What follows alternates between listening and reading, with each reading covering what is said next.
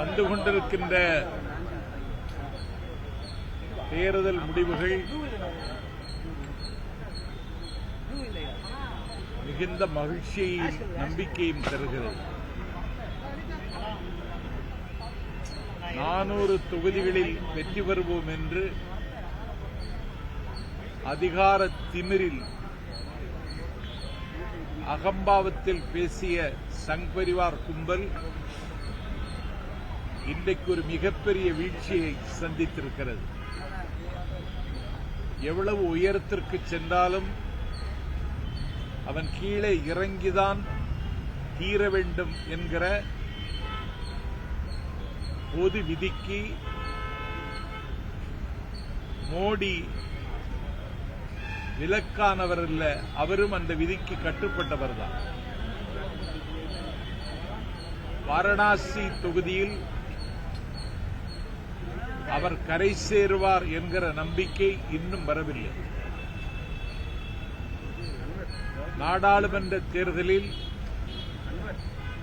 India கூட்டணி இன்றைக்கு பெற்றிருக்கிற வெற்றியும் இந்தியா கூட்டணி ஆட்சி அமைக்கும் என்கிற நம்பிக்கையும் இன்றைக்கு சிலாகித்து பேசப்படுகிறது என்றால் இதற்கு அகரம் எழுதியவர் திராவிட முன்னேற்றக் கழகத்தின் தலைவர் அண்ணன் ஸ்டாலின்.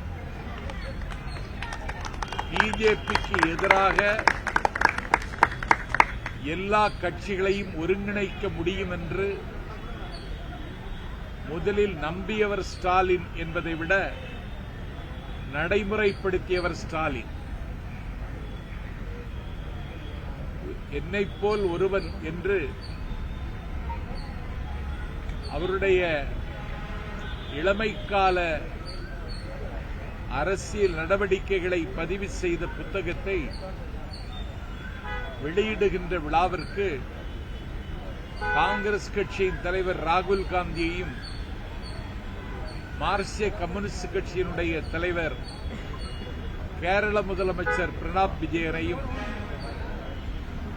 சமாஜ்வாடி தலைவர் அகிலேஷ் யாதவையும் ஆர்ஜேடி தலைவர் தேஜஸ்வியையும் அண்ணன் அழைத்ததிலிருந்தே இந்தியாவினுடைய அரசியல் மாற்றம் நடக்கும், அதற்கு பிள்ளையார் சுழி போடுகிற தலைவன் திமுக தலைவர் ஸ்டாலின் என்பதை அவர் இன்றைக்கு பதிவு செய்தார். இன்றைக்கு தேர்தல் முடிவுகள் மிகுந்த நம்பிக்கை ஊட்டுகின்றன. அறுதி பெரும்பான்மையில் பிஜேபி கரை சேர்வதற்கான வாய்ப்பில்லை. தமிழ்கற்ற நாஞ்சில் சம்பத் சொல்லுகிறேன், 220 இடங்களை அவர்கள் தாண்ட முடியாது.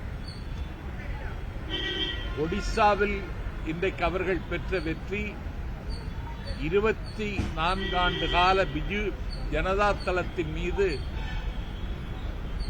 நாட்டு மக்கள் கொண்டிருந்த கோபத்தை இன்றைக்கு வெளிப்படுத்தி இருக்கிறார்கள். ஆந்திராவில் இன்றைக்கு வெற்றி பெற்றிருக்கிறது என்றால் அது பிஜேபி கட்சி பெற்ற வெற்றி அல்ல, ஜெகன்மோகன் ரெட்டியால் பழிவாங்கப்பட்ட சந்திரபாபு நாயுடுவுக்கு ஆந்திர மக்கள் கொடுத்திருக்கிற அங்கீகாரம். ஆகவே தேசிய அளவில் மராட்டியத்திலும் உத்தரப்பிரதேசத்திலும் இன்றைக்கு ஒரு மிகப்பெரிய வெற்றியை இந்தியா கூட்டணி பெற்றிருக்கிறது. ஆகவே இந்தியா கூட்டணி ஆட்சி அமைக்கும் என்கிற நாட்டு மக்களினுடைய நம்பிக்கைக்கு பங்கம் வராதென்றே நான் நம்புகிறேன். ஆகவே திமுகவின் தேவை தமிழகத்தோடு முடிந்துவிடவில்லை.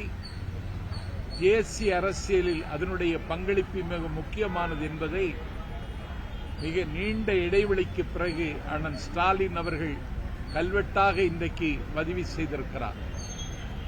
ஒரு 220 கோடி இஸ்லாமிய பெருமக்களை தனிமைப்படுத்தியது மட்டுமல்ல, தவிக்க விட்டவர் மோடி.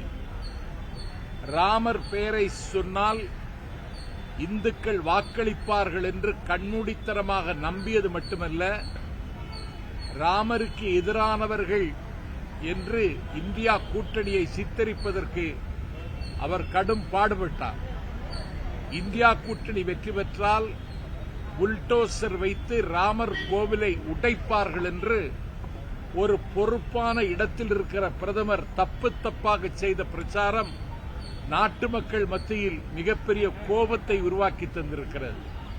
பல்வேறு இனங்களும் மொழிகளும் பண்பாடுகளும் பன்மைத்துவமும் கொண்ட இந்தியாவினுடைய போக்கை இன்றைக்கு மோடி திசை திருப்ப முயற்சித்தார். மோடியை இன்றைக்கு இந்திய மக்கள் ஓரம் கட்டியிருக்கிறார்கள். பாபர் மசூதியை உடைத்து நொறுக்கி இந்த நாட்டில் அநியாயம் செய்த அத்வானி அரசியலில் இன்றைக்கு கண்டுகொள்ளப்படாமல் இருப்பதைப் போல சரித்திரத்தினுடைய குப்பை தொட்டியில் மோடி தூக்கி வீசப்படுவார். அந்த காரியத்திற்கு அகரம் எழுதியவன் ஸ்டாலின் என்று வரலாறு திமுகவை வாழ்த்து.